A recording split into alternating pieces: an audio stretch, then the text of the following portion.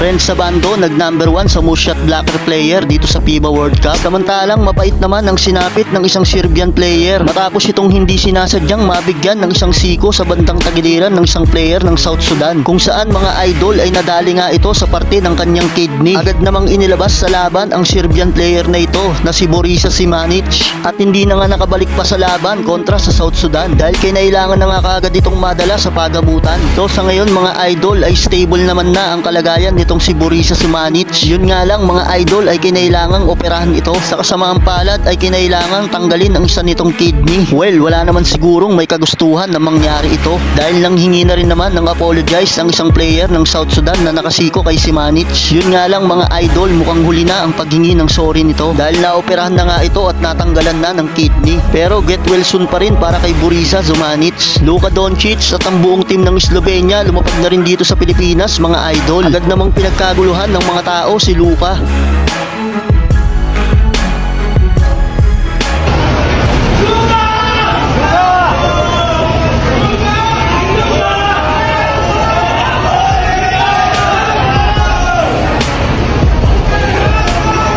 Bukod dyan mga idol ay nandito na rin sa Pilipinas ang team ng Germany, Canada at kupunan ng Latvia. At matapos ang matagumpay na huling laban ng Gilas Pilipinas sa classification game kung saan ay nakaharap nila ang kupunan ng China. Job is done, mission accomplished. Finally, Jordan Clarkson lumipad na ulit pabalik ng US si Kabayan. Kagabi ang naging flight ni Clarkson pabalik ng Amerika. At salamat kay JC mga idol dahil kahit papaano ay nabigyan niya ng isang panalo ang Pilipinas. Dahilan kaya nakapasok pa rin tayo sa FIBA Asian Olympics.